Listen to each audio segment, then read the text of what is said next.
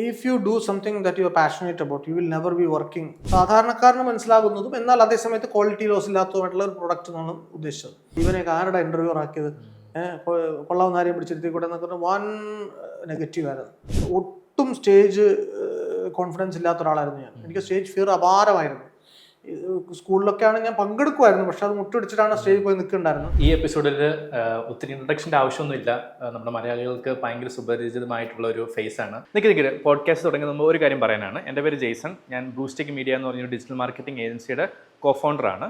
So ഞങ്ങളൊരു 160+ ക്ലയൻസുമായിട്ട് work ചെയ്തിട്ടുണ്ട്. അത് ക്ലയൻസ് ആരൊക്കെയാണെന്ന് വെച്ച് കഴിഞ്ഞാൽ ഡങ്കിൻ, ലുല്ലു, മണപ്പുറം, ജിയോജിത്ത്, കിയ, ഇങ്ങനത്തെ ഒരു കുറേ നല്ല ബിഗ് ബ്രാൻഡ്സുമായിട്ട് നമ്മൾ വർക്ക് ചെയ്യുന്നുണ്ട്. സോ നമ്മുടെ ഇവിടെ തന്നെ ഈ കാര്യങ്ങൾ ചെയ്യുന്ന ഡിജിറ്റൽ മാർക്കറ്റേഴ്സ് നിങ്ങളെ ഡിജിറ്റൽ മാർക്കറ്റിംഗ് പഠിപ്പിക്കാനായിട്ട് ഒരു ഓഫ്ലൈൻ കോഴ്സ് ഡെവലപ്പ് ചെയ്തിട്ടുണ്ട്.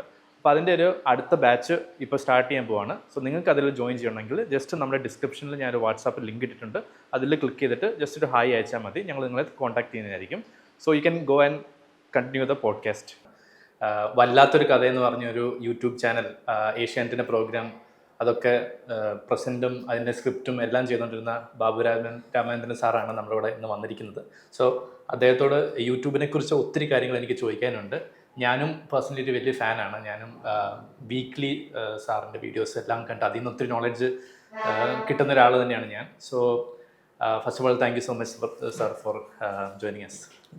സോ ഫസ്റ്റ് ഓഫ് ഓൾ എനിക്ക് എപ്പോഴും ഉള്ളൊരു ക്വസ്റ്റ്യൻ ആണ് ഈ കംഫോർട്ട് സോണിൽ നിന്ന് മാറുന്നത്. സാർ ഏഷ്യാനെറ്റിൽ അങ്ങനെ ഒരു ഐക്കോണിക് ഒരു സാധനം ചെയ്തുകൊണ്ടിരിക്കുന്നു.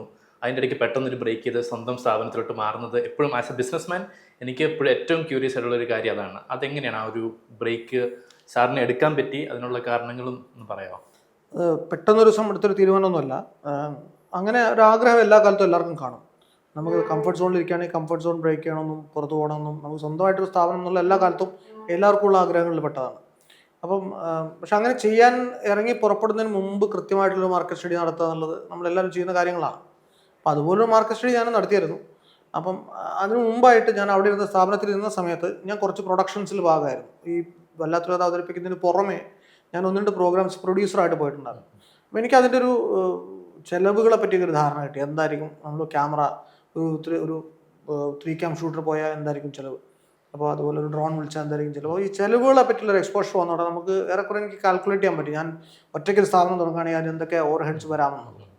അപ്പോൾ ആ ഒരു കാൽക്കുലേഷൻ്റെ പുറത്ത് നമുക്ക് തോന്നി ഓക്കെ, അപ്പോൾ നമുക്ക് ഇത്ര വ്യൂ ഉണ്ടെങ്കിൽ, അല്ലെങ്കിൽ നമുക്ക് ഞാൻ അതിനെപ്പറ്റി സ്റ്റഡി നടത്തി ആക്ച്വലി, നമുക്ക് ഇത്രത്തോളം വ്യൂ കിട്ടുകയാണെങ്കിൽ നമുക്ക് എത്രത്തോളം യൂട്യൂബ് റവന്യൂ കിട്ടും, അങ്ങനെയാണെങ്കിൽ ഒരാൾക്ക് നിൽക്കാൻ പറ്റുമോ, 2 ആൾക്ക് നിൽക്കാൻ പറ്റുമോ, 3 ആളെ കൊണ്ട് പറ്റുമോ എന്നുള്ളതൊക്കെ നമ്മൾ ഹൈട്രേറ്റ് ചെയ്ത് നോക്കിയപ്പോൾ കുഴപ്പമില്ലാന്ന് തോന്നിയതുകൊണ്ടാണ് നമ്മൾ ഇറങ്ങാൻ വേണ്ടി തീരുമാനിച്ചിട്ടുള്ളത്. നമ്മുടെ ഓഡിയൻസ് കാണുന്നവർക്ക് കുറേ സ്വന്തമായിട്ട് ജോലിയൊക്കെ ചെയ്യുന്നവരുണ്ടായിരിക്കും. സാർ റെക്കമെൻഡ് ചെയ്യുമോ? ഇപ്പോൾ അവർക്ക് നല്ല പാഷൻ ഉണ്ടെങ്കിൽ is it too dangerous to do that, അവരുടെ ജോലി നിർത്തിയിട്ടൊരു സ്വന്തം യൂട്യൂബ് ചാനൽ തുടങ്ങുന്നത്, or is it worth shot? അത് നിങ്ങളുടെ പാഷനെ ഡിപ്പെൻഡ് ചെയ്തിരിക്കും. നിങ്ങൾക്ക് എത്രത്തോളം പാഷൻ ഉണ്ട് എന്നതിനെ ഡിപ്പെൻഡ് ചെയ്തിരിക്കും. കാരണം എല്ലാവരും പറയുന്ന പോലെ ഞാനും മനസ്സിലാക്കിയിട്ടുള്ള കാര്യം എന്ന് പറഞ്ഞാൽ, if you do something that you are passionate about you will never be working എന്ന് നമ്മൾ പറയും. നമ്മൾ ജോലി പാഷൻ ആണെങ്കിൽ നമുക്ക് ജോലി ചെയ്യേണ്ടി വരില്ല എന്ന് പറയും. ഇപ്പം ഞാനിപ്പം എൻ്റെ സ്റ്റുഡിയോയിൽ പോയിരുന്നിട്ട് എത്ര നേരം ജോലി ചെയ്താലും എനിക്ക് അങ്ങനെ ഒരു ഫിസിക്കൽ ടയർഡ്നെസ് തോന്നാറില്ല, മെൻ്റൽ എക്സോഷൻ തോന്നാറില്ല. അത് because I enjoy something and I am doing that. അപ്പോൾ അത് മാത്രമല്ല, നമ്മൾ ഒരേപോലെ ചിന്താഗതിയുള്ള 1-2 പേര് ഒന്നിച്ചാണ് ഈ പ്രസ്ഥാനം നടത്തുന്നത്. അപ്പോൾ അതിൻ്റെ ഇടയിൽ നമുക്ക് ഈ സ്ഥിരം ഓഫീസ് പൊളിറ്റിക്സ് അല്ലെങ്കിൽ അവിടുത്തെ ടയർഡ്നെസ് അങ്ങനത്തെ സാധനങ്ങളൊന്നും ഒന്നും വേണ്ടി വരുന്നില്ല. അതുപോലെ നമുക്ക് വേറൊരർത്ഥത്തിൽ ഇൻസ്റ്റൻറ്റ് ഗ്രാറ്റിഫിക്കേഷൻ കൂടെ വരുന്നുണ്ട്. അപ്പോൾ നമ്മൾ ഈ ആഴ്ച പ്രൊഡ്യൂസ് ചെയ്ത സാധനം നമ്മൾ അടുത്ത ആഴ്ച ഇടുന്നു, അത് ആൾക്കാർ കാണുന്നു, നമുക്കത് മനസ്സിലാവുന്നു, അതിൻ്റെ പൈസ നമുക്ക് അടുത്ത മാസം കിട്ടുന്നു. അപ്പം ഈ ഒരു ഭയങ്കര കൃത്യമായിട്ടുള്ള സൈക്കിള്. മറ്റെന്ന് വെച്ചാൽ നമ്മളൊരു സാധനം പ്രൊഡ്യൂസ് ചെയ്യുന്നു, അതിന് ഇഷ്ടംപോലെ വ്യൂ കിട്ടുന്നു, ഇതിൻ്റെ പൈസ അവിടെ പോകണമെന്ന് ആർക്കും അറിഞ്ഞൂടാ, എനിക്കതിൻ്റെ ഗുണമൊന്നും കിട്ടുന്നില്ല. പിന്നീട് ഇതിൻ്റെ നേരിട്ടുള്ള വേറൊരു തരത്തിൽ ഇപ്പം പ്രേക്ഷകരോട് നേരിട്ട് ബ്രാൻഡായിട്ട് നമുക്ക് എക്സ്റ്റാബ്ലിഷ് ചെയ്യാൻ പറ്റുന്നില്ല പലപ്പോഴും. അത് ചാനലിൻ്റെ ഒരു അംബ്രലയുടെ താഴെ നിൽക്കുമ്പോൾ നമുക്ക് പറ്റുന്നില്ല. അപ്പം എൻ്റെ സ്വന്തം ബ്രാൻഡ് ഒന്ന് ഡെവലപ്പ് ചെയ്യുക എന്നുള്ള ഉദ്ദേശം കൊണ്ടുകൂടിയാണ് ഞാൻ വെളിയിലോട്ട് ഇറങ്ങുന്നത്. സാറിൻ്റെ ഫസ്റ്റ് വീഡിയോ എന്ന് പറയുന്നൊരു സംഭവം ഉണ്ടല്ലോ, എല്ലാവർക്കും ഉണ്ടല്ലോ. അപ്പോൾ സാറിൻ്റെ ഫസ്റ്റ് വീഡിയോനെ കുറിച്ച് ഒന്ന് പറയാൻ പറ്റുമോ? എങ്ങനെ, how did it happen and സാറിൻ്റെ മൈൻഡിൽ കൂടെ പോയ തോട്ട്സ്? അത് ഏഷ്യാ ന്യൂസിലിരിക്കുന്ന സമയത്താണ് ഫസ്റ്റ് വീഡിയോ. ഞാൻ ആ വല്ലാത്തൊരു കഥ എന്ന് പറയുന്ന പ്രോഗ്രാമിൻ്റെ ആദ്യത്തെ എപ്പിസോഡ് ചെയ്യുന്നതിന് മുമ്പായിട്ട് ചെറിയ അവിടുത്തെ തന്നെ 1-2 പ്രൊഡക്ഷൻസിൽ ഞാൻ മുഖം കാണിച്ചിട്ടുണ്ടായിരുന്നു. അതൊക്കെ അന്നൊക്കെ വളരെ പേടിയായിരുന്നു. ക്യാമറ പേടിയായിരുന്നു, വിറയായിരുന്നു. അപ്പോൾ നമുക്ക് ധൈര്യമില്ല, സംസാരിക്കുമ്പോൾ പതറുന്നുണ്ട്. അങ്ങനത്തെ ആ ബാലാരിഷ്ടതകളുടെ കാലമൊക്കെ ചാനലിൽ കഴിഞ്ഞ് കിട്ടി എനിക്ക് ആക്ച്വലി. അതിനുശേഷം പ്രോഗ്രാം ചെയ്യാൻ തുടങ്ങി. Then you slowly start manipulating the equipment around U. You can actually ignore all of them and talk. നമ്മളെ കണ്ടിന്യൂറ്റി നമുക്ക് കിട്ടും, നമ്മൾ കൃത്യമായിട്ട് ഫോക്കസ് കിട്ടും. ഈ പരിശീലന കാലയളവൊക്കെ ആരും പഠിപ്പിച്ചതൊന്നുമല്ല, പക്ഷേ ആ പരിശീലനത്തിൻ്റെ കാലയളവ് ചാനലിൽ കഴിച്ചു കൂട്ടാൻ പറ്റിയെന്നുള്ളതുകൊണ്ട് സ്വന്തമായിട്ടൊരു സ്ഥാപനമാണെങ്കിൽ ഇങ്ങോട്ട് മാറിയപ്പോൾ എനിക്ക് ആക്ച്വലി എനിക്ക് ഉറപ്പായിരുന്നു ഞാൻ ചെയ്യുന്ന കാര്യം എനിക്ക് വൃത്തിക്ക് ചെയ്യാൻ പറ്റുമെന്നുള്ളത്. കാരണം അത്രയും സമയവും അത്രയും എപ്പിസോഡ്സും ഞാൻ അവിടെ ചെയ്തതുകൊണ്ട് നല്ലൊരു പരിശീലന കളരിയായിട്ട് ആ കാലം മാറി. ഏഷ്യാനെറ്റിന്റെ ഫസ്റ്റ് വീഡിയോയുടെ സമയത്ത് സാറിന് ആ ഒരു സാർ വിചാരിച്ചു ഇങ്ങനെ ഒരു എക്സ്പ്ലോഷൻ നടക്കുന്നു? അതിന് ഒട്ടും ധൈര്യം ഉണ്ടായിരുന്നില്ല. ഞാൻ വെറുതെ എല്ലാവരും ചെയ്യാൻ പറഞ്ഞ അങ്ങനെ ഒരു സാധനം ചെയ്തു എന്നുള്ളല്ലാതെ അതിനെ ആൾക്കാർ ഇഷ്ടപ്പെടുമെന്നും ആദ്യത്തെ എപ്പിസോഡൊന്നും അങ്ങനെ ഒരു ട്രാക്ഷനൊന്നും തുടക്കത്തിൽ ഉണ്ടായിട്ടില്ല. രണ്ടാമത്തെ എപ്പിസോഡിനും കാര്യമായിട്ടുള്ള ട്രാക്ഷൻ ഉണ്ടായിട്ടില്ല. ഒരു 5-6 എപ്പിസോഡ് വരെയൊന്നും സാധനം അനങ്ങിയിട്ടില്ല ആക്ച്വലി. പക്ഷെ അതിന് ശേഷം നമ്മൾ സ്ഥിരമായിട്ട് മാർക്കറ്റിനെ നിരീക്ഷിക്കുന്നതുകൊണ്ട് എന്താണ് ഓടാൻ പോകുന്നത് നമുക്ക് ഒരു പാറ്റേൺ ഐഡന്റിഫൈ ചെയ്യാൻ പറ്റും. അപ്പോൾ എനിക്ക് തോന്നി ഈ സമയത്ത് ഇന്ന വിഷയം വാർത്തയിൽ നിറഞ്ഞു നിൽക്കുന്ന സമയമാണ്. അപ്പോൾ ആ സമയത്ത് ഞാൻ ഇന്നയാളെ കുറിച്ചൊരു വീഡിയോ ചെയ്താൽ ഇപ്പോൾ ആൾക്കാർ കാണാം. അപ്പോൾ അങ്ങനെയാണെങ്കിൽ അതിലെന്ത് ചെയ്യാം? അപ്പോൾ ഇതുവരെ വന്നിട്ടുള്ള വീഡിയോസ് എന്തൊക്കെയാണ്, അതിൽ അവരെന്തൊക്കെയാണ് പറഞ്ഞിട്ടുള്ളത്, ഇനി ഒന്ന് വായിച്ചു നോക്കുമ്പോൾ ഇയാളെ പറ്റി വേറെ എന്തൊക്കെ വിവരങ്ങളാണ് നെറ്റിലുള്ളത്, അവൈലബിൾ ആയിട്ടുള്ളത്. നെറ്റിൽ മാത്രമല്ല പുസ്തകങ്ങളൊക്കെ ഉള്ളത്. അപ്പോൾ അത് വെച്ചിട്ടൊരു സ്ക്രിപ്റ്റ് ഉണ്ടാക്കി കഴിഞ്ഞാൽ എങ്ങനെ ആളുകൾക്ക് എപ്പോഴും ട്രിവിയ, അനക്ഡോട്ടൽ ഇൻസിഡൻസ്, അതിൽ നിന്നുള്ള ഇൻസൈറ്റ്, ഇതൊക്കെ താല്പര്യമാണ്. അപ്പം നമ്മൾ ആക്ച്വലി ചെയ്യുന്നത് സാധാരണക്കാരന് മനസ്സിലാവുന്ന കാര്യങ്ങൾ പറയാം. സാധാരണക്കാരാണല്ലോ ഏറ്റവും കൂടുതൽ കാണുന്ന ആൾക്കാരുള്ളത്. നമ്മൾ വളരെ ഹൈഫൈ ആയിട്ടുള്ള കാര്യം പറഞ്ഞാൽ ആൾക്കാർ കാണില്ല എന്നുള്ളത് നമുക്കറിയാം. അപ്പോൾ അതുകൊണ്ട് മിഡിൽ നിൽക്കുന്ന ഒരു സാധാരണക്കാരന് മനസ്സിലാകുന്നതും എന്നാൽ അതേസമയത്ത് ക്വാളിറ്റി ലോസ് ഇല്ലാത്തതുമായിട്ടുള്ള ഒരു പ്രൊഡക്റ്റ് എന്നാണ് ഉദ്ദേശിച്ചത്. അപ്പോൾ വല്ലാത്ത വേദ ഒരേപോലെ നമ്മളിപ്പോൾ ഒരു ഈ പറഞ്ഞ സാമർഥ്യമോ വിദ്യാഭ്യാസമോ ഒന്നും ഇല്ലാത്ത ഒരാൾ കണ്ടാലും മനസ്സിലാവണം. എന്നാൽ ISRO ശാസ്ത്രജ്ഞനായിട്ടുള്ള ഒരാൾ കണ്ടാലും മനസ്സിലാവണം. ഈവൻ ഈ വിഷയം ISRO ആണെങ്കിൽ പോലും, അതേ വിഷയമാണെങ്കിൽ പോലും സാധാരണക്കാരന് മനസ്സിലാവണം. ഞാനിപ്പം സ്റ്റീഫൻ ഹോക്കിങ്ങിൻ്റെ എപ്പിസോഡ് ചെയ്തിട്ടുണ്ട്, ആൽബർട്ട് ഐൻസ്റ്റീൻ്റെ എപ്പിസോഡ് ചെയ്തിട്ട് അതിൽ ടൈം ഡയലേഷനെ പറ്റി പറഞ്ഞിട്ടുണ്ട്. ടൈം ഡയലേഷനെ പറ്റി ഒരു സാധാരണ നാട്ടുപുറത്തുകാരന് മനസ്സിലാവുന്ന രീതിയിൽ പറയാമെന്ന് പറഞ്ഞാൽ ചലഞ്ചിങ് ആക്ച്വലി ആ പറഞ്ഞ കൺസെപ്റ്റ്. അപ്പോൾ അത് ഒരു ചലഞ്ചിങ് ജോബാണ്. ആ ചലഞ്ച് നമ്മൾ ഏറ്റെടുത്ത് ചെയ്യുന്നു, അത്രേ ഉള്ളൂ. So far so good. ഇപ്പോൾ എനിക്ക് ഒരു ഡൗട്ടുള്ള ഒത്തിരി ആൾക്കാർ ക്രിയേറ്റേഴ്സാണ്. ഇപ്പം ഞങ്ങളുടെ ഏജ് ഗ്രൂപ്പിലാണെങ്കിൽ എല്ലാവർക്കും ക്രിയേറ്റേഴ്സ് ആണെന്നൊക്കെ ഭയങ്കര താല്പര്യമുള്ളവരാണ്. പക്ഷെ എല്ലാവർക്കും ഒരു പേടിയെന്ന് വെച്ചാൽ എല്ലാവരും എന്നാ പറയും, അങ്ങനെ ഒരു ഇതുണ്ടല്ലോ. അപ്പോൾ സാറിൻ്റെ ആദ്യത്തെ ഏഷ്യാനെറ്റിലായാലും ആദ്യത്തെ 2-3 വീഡിയോ വന്ന് ഇപ്പോൾ ആരെങ്കിലുമൊക്കെ എന്തെങ്കിലും പറഞ്ഞു കാണുമല്ലോ, അതിനെങ്ങനെയാണ് എന്തെങ്കിലും പറഞ്ഞിട്ടുണ്ടോ നെഗറ്റീവായിട്ടോ അങ്ങനെ എന്തെങ്കിലും? ഞാൻ യൂട്യൂബിൽ തുടക്കകാലത്ത് ചെയ്തൊരു വീഡിയോ എന്ന് പറയുന്നത് രാകേഷ് ശർമ്മയുടെ ഇൻ്റർവ്യൂ ആണ്. രാകേഷ് ശർമ്മ ബഹിരാകാശ ശാസ്ത്രജ്ഞൻ രാകേഷ് ശർമ്മയുടെ ഇൻ്റർവ്യൂ, അതും ഞാൻ ഇംഗ്ലീഷിലാണ് ഇൻ്റർവ്യൂ എടുത്തത്. ഇംഗ്ലീഷിൽ അറിയുള്ളൂ, എനിക്കും ഏറെക്കുറെ സംസാരിക്കാൻ പറ്റിയ. അതിലെൻ്റെ ഇംഗ്ലീഷ് വളരെ മോശമായിരുന്നു. അതിൻ്റെ ചുവട്ടിൽ വന്ന കമൻറ്റ്, ഇവനെയൊക്കെ ആരുടെ ഇൻ്റർവ്യൂ ആക്കിയത്, കൊള്ളാവുന്ന ആരെയും പിടിച്ചിരുത്തിക്കൂടെ എന്നൊക്കെ വൻ നെഗറ്റീവ് ആയിരുന്നു. അന്നൊക്കെ ഭയങ്കര നമുക്ക് അയ്യോ വേണ്ടായിരുന്നു, ആവശ്യമില്ലാത്ത പരിപാടിയായി പോയി. പക്ഷെ നമ്മൾ അതിൽ നിന്ന് അടുത്തൊരു ചെറിയൊരു വാർത്താ സാധനം ചെയ്തു. അപ്പോഴും ഞാൻ പരിഭ്രമിച്ചു. പക്ഷെ ആളുകൾ മനസ്സിലാക്കേണ്ട ഒരു കാര്യം, ഒട്ടും സ്റ്റേജ് കോൺഫിഡൻസ് ഇല്ലാത്ത ഒരാളായിരുന്നു ഞാൻ. എനിക്ക് സ്റ്റേജ് ഫിയർ അപാരമായിരുന്നു. സ്കൂളിലൊക്കെ ആണ് ഞാൻ പങ്കെടുക്കുമായിരുന്നു, പക്ഷെ അത് മുട്ടുപിടിച്ചിട്ടാണ് സ്റ്റേജിൽ പോയി നിൽക്കുന്നുണ്ടായിരുന്നത്. അപ്പോൾ സ്റ്റേജ് ഫിയർ എന്ന് പറഞ്ഞ സാധനം പോലെ തന്നെയാണ് ഈ ക്യാമറ ഫിയർ എന്ന് പറഞ്ഞ സാധനം, അല്ലെങ്കിൽ സ്റ്റുഡിയോ ഫിയർ എന്ന് പറഞ്ഞ സാധനം.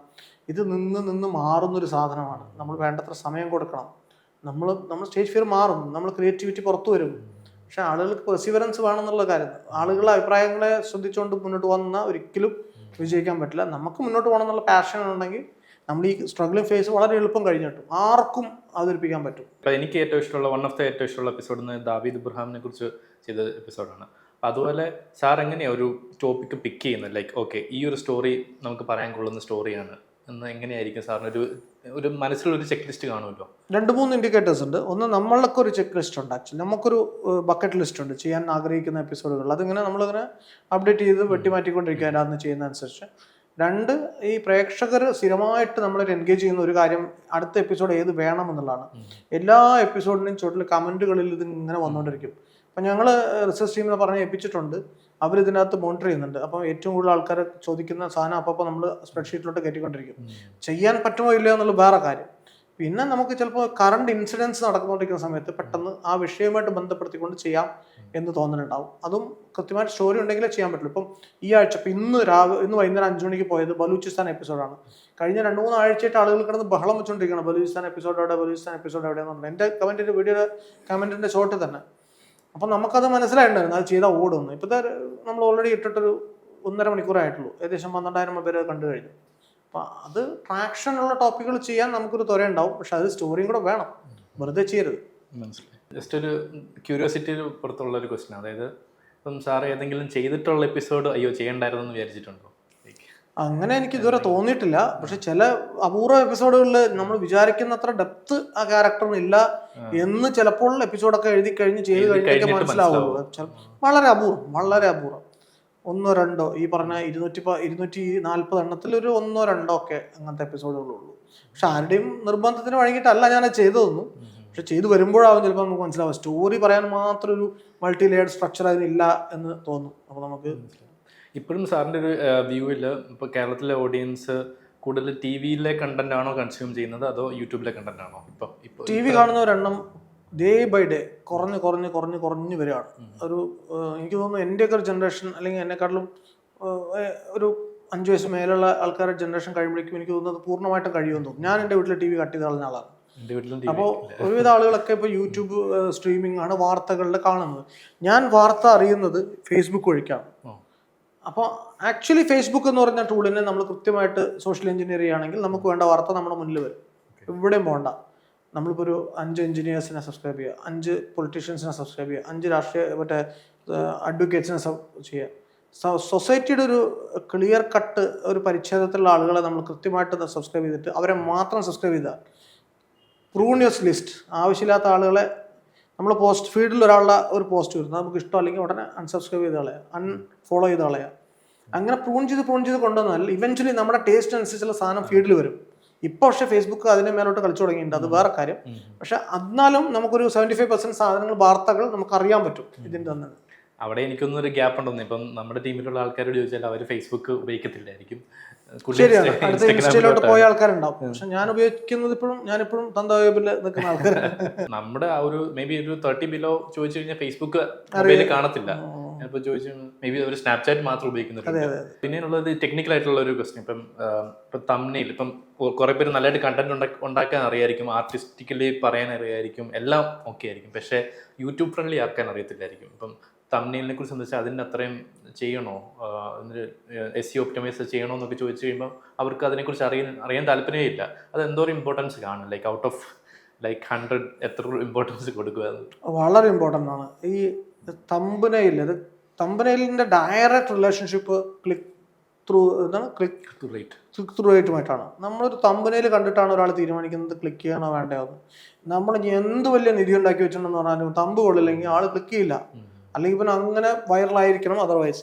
പക്ഷെ എന്നാലും ഒരു 50% ചാൻസ് തമ്പനിയിൽ നല്ലതായ വലിയ ഒരുപാട് ചിലവൊന്നുമില്ല സത്യം പറയുകയാണെങ്കിൽ. നമ്മൾ അതിലേക്ക് ശ്രദ്ധ കൊടുക്കുക. പക്ഷെ നമുക്ക് അതിൻ്റെ ഇത് അറിഞ്ഞിരിക്കണം, അതിൻ്റെ നോഹോ ഉണ്ടായിരിക്കണം. അതിപ്പോൾ നിങ്ങളുടെ സ്ഥാപനം പോലുള്ള സ്ഥാപനങ്ങളിൽ ഇതിനുള്ള കോഴ്സുകളുണ്ട്. SEO ആയാലും SEOക്ക് കൃത്യമായിട്ടുള്ള മാനദണ്ഡങ്ങളുണ്ട്. അത് പഠിച്ചു കഴിഞ്ഞാൽ 50% പണി അതെടുത്തോളും, ബാക്കി 50% നിങ്ങളെ കണ്ടന്റ് എടുക്കണം.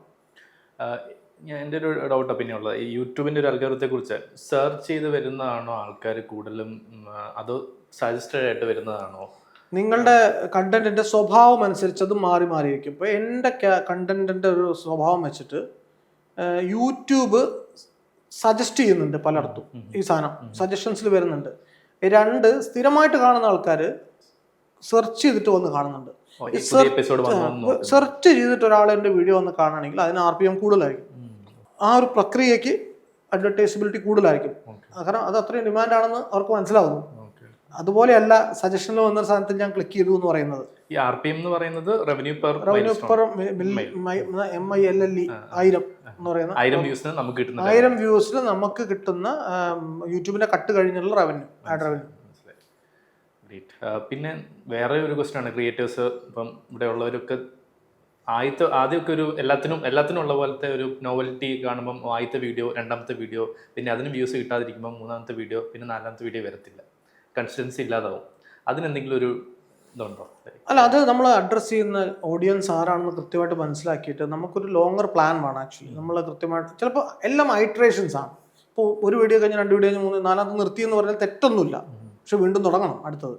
അത് പരാജയപ്പെട്ടു എന്ന് പറഞ്ഞാൽ നിങ്ങളുടെ അവസാനമല്ല, നിങ്ങൾക്ക് അടുത്തൊരു സാധനം തുടങ്ങണം. അത് ഇതേപോലെ ശ്രമിക്കണം.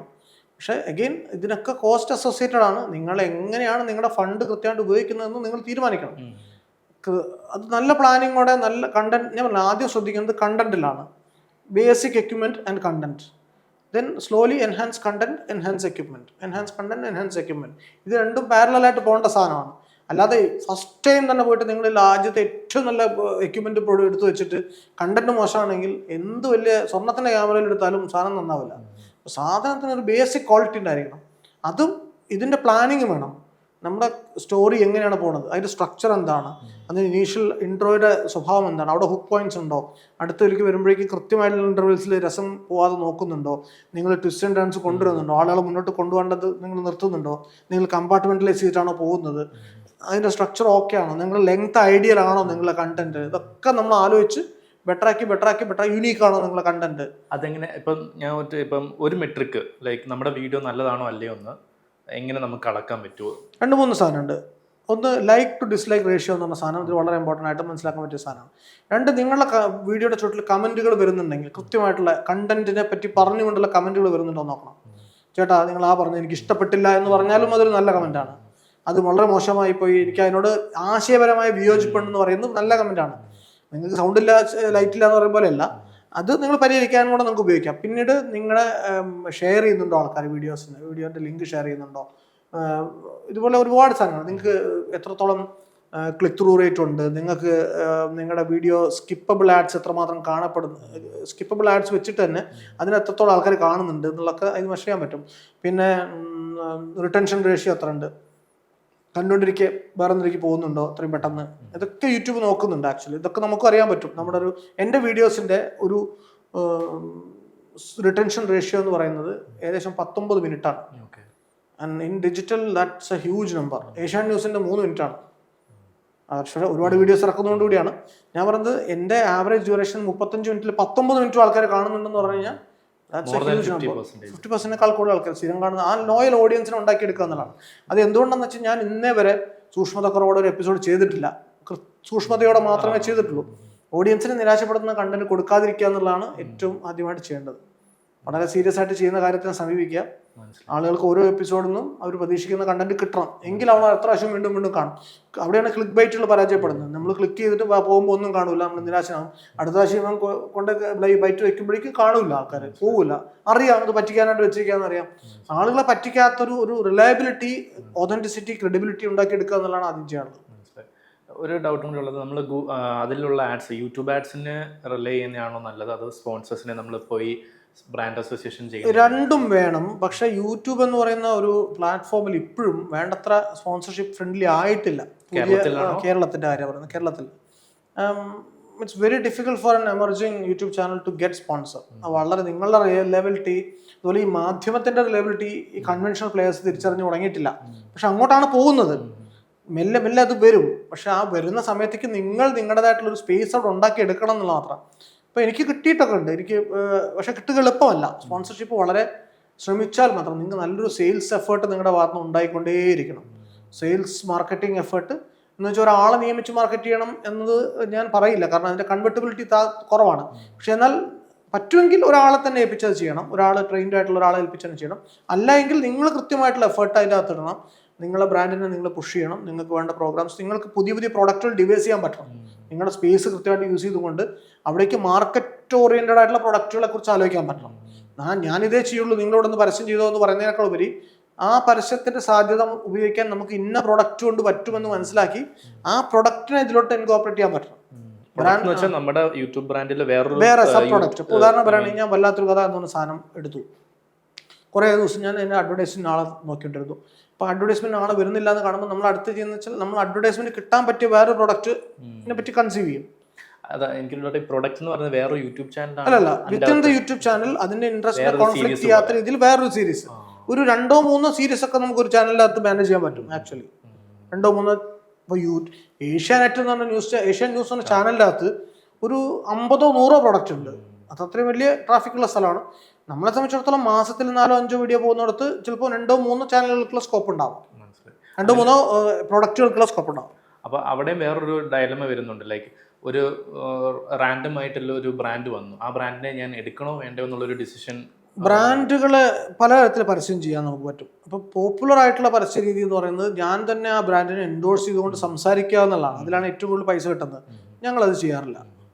ഞങ്ങൾ ചെയ്യാറില്ല എന്നുള്ളത് ചോയ്സാണ്. കാരണം വെച്ചാൽ അതൊരു വളരെ കോസ്റ്റ്ലി ചോയ്സാണ്. കാരണം എന്തുകൊണ്ടാന്ന് വെച്ച് കഴിഞ്ഞാൽ ഞാൻ ചെയ്യാൻ തുടങ്ങി കഴിഞ്ഞാൽ എനിക്ക് മിക്കവാറും അങ്ങനെ ഒരു ചൂസിനെസ് കിട്ടില്ല. പിന്നെ ഈ പറയുന്ന സാധനങ്ങളിലൊക്കെ ക്രെഡിബിലിറ്റിയുടെ ഉത്തരവാദിത്തം കൂടെ ഞാൻ എൻ്റെ ക്രെഡിബിലിറ്റിയാണ് ഞാൻ ആക്ച്വലി അവർക്ക് വേണ്ടി സെല് ചെയ്യുന്നത്.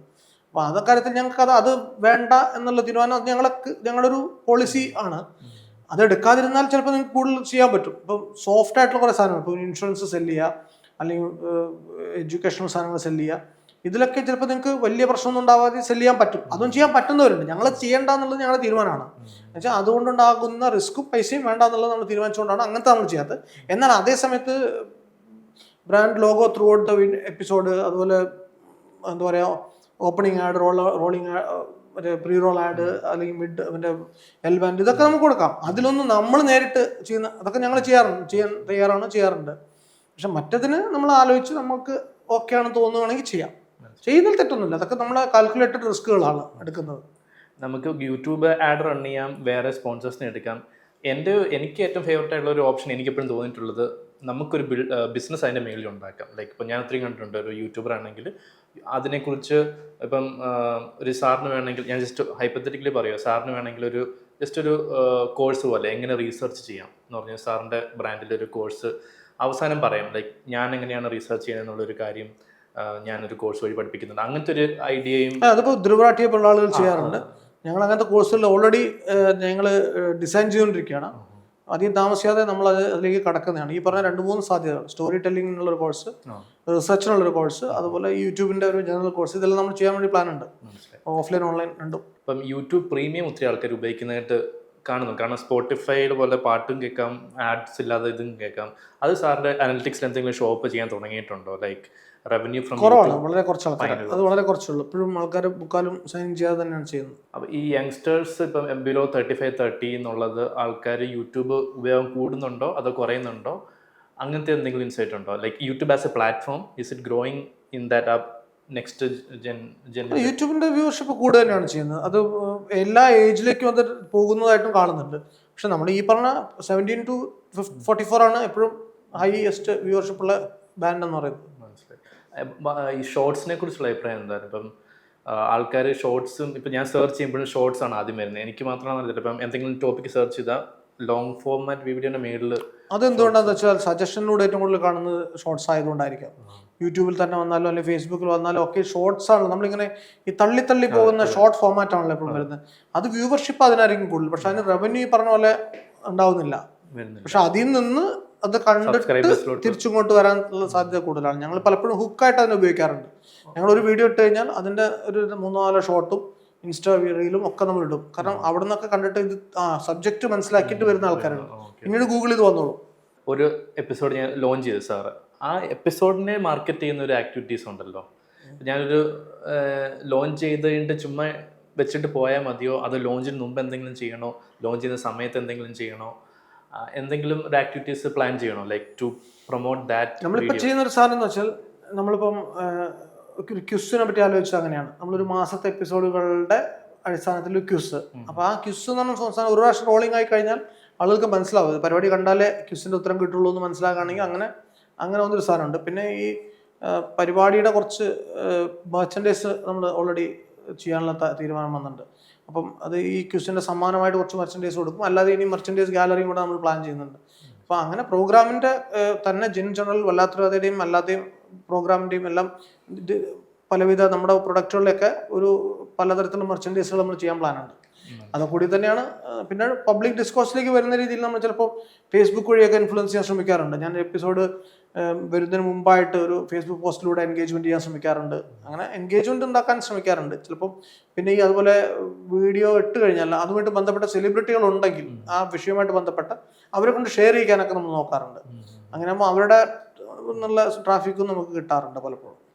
ടൈമിങ്ങും ഇമ്പോർട്ടൻ്റ് ആണോ? വളരെ ഇമ്പോർട്ടൻ്റ് ആണ് ടൈമിങ്. നമുക്ക് നരിവേട്ട സിനിമ ഇറങ്ങുന്നതിന് 2 ദിവസം മുന്നെയാണ് നമ്മൾ നരിവേട്ടയുടെ എപ്പിസോഡ് ചെയ്തത്. അപ്പോൾ അതുകൊണ്ട് അത് നല്ല പുഷ് ആ സമയത്ത് കിട്ടിയിട്ടുണ്ട്. ആൻഡ് ഓൾസോ ലൈക്ക് ഇങ്ങനെ കേട്ടിട്ടുണ്ട്, ലൈക്ക് ആദ്യത്തെ ഒരു ദിവസം അല്ലെങ്കിൽ ആദ്യത്തെ 2 മണിക്കൂറുടെ എമൗണ്ട് ഓഫ് വ്യൂസ് അനുസരിച്ച് വേണം യൂട്യൂബ് പുഷ് ചെയ്യാറുള്ളത്. ലൈക്ക് അത് തുടങ്ങുന്നുള്ള ട്രാക്ഷൻ ഇല്ലേ? അതിനെപ്പറ്റി എനിക്ക് കൂടുതൽ ധാരണ ഇല്ല. പക്ഷെ അത് തുടക്കത്തിൽ നല്ലപോലെ ട്രാക്ഷൻ ഉണ്ടെങ്കിൽ അത് സസ്റ്റൈനബിൾ ആയിട്ട് ഉണ്ടാവാറുണ്ട് അടുത്ത ദിവസങ്ങളിലും സാധനം. പിന്നെ ഒരു സാർ ഇപ്പം ഏതെങ്കിലും മലയാളം യൂട്യൂബേഴ്സിനെ ലൈക്ക് പറയാൻ പറ്റുമോ അവർ നല്ലതായിട്ട് ചെയ്യുന്നുണ്ട് ലൈക്ക് സാറിന്റെ പേഴ്സണൽ രീതിയിൽ? മലയാളത്തിൽ ഇപ്പം എൻ്റെ സെയിം നിഷിനകത്ത് നിൽക്കുന്ന ആൾക്കാർ പറയണത് ഇപ്പോൾ ജൂലിയസ് മാനുവൽ നല്ലൊരു സ്റ്റോറി ടെല്ലറാണ്. അതുപോലെ ഇപ്പം സയൻസിൽ ഇപ്പോൾ വൈശാഖൻ തമ്പി നല്ലപോലെ കഥകൾ പറയുന്നു. ബിജു മോഹൻ്റെ ചില പരിപാടികൾ പുള്ളി വരാറില്ല പോലും പുള്ളിയുടെ ചാനലിൽ വരുന്ന ഇപ്പോൾ പുള്ളി പ്രസംഗങ്ങളുടെ യൂട്യൂബ് വീഡിയോ ആണ് പല പ്രധാനപ്പെട്ട പ്രസംഗങ്ങൾ പുള്ളി പോയി ക്യാപ്ചർ ചെയ്യും. അത് വേറെ മോഡലാണ്. പിന്നെ വേറെയും ഇതുപോലത്തെ പ്രോഗ്രാംസ് അൽ എക്സ്പ്ലെയിൻ കൊള്ളാം. അങ്ങനെ ചെയ്യുന്ന ആൾക്ക് ഇഷ്ടംപോലെ നല്ല ആൾക്കാർ ചെയ്യുന്നുണ്ട്. മലയാളത്തിൽ ഇഷ്ടംപോലെ ആൾക്കാർ നല്ലപോലെ ചെയ്യുന്നുണ്ട്.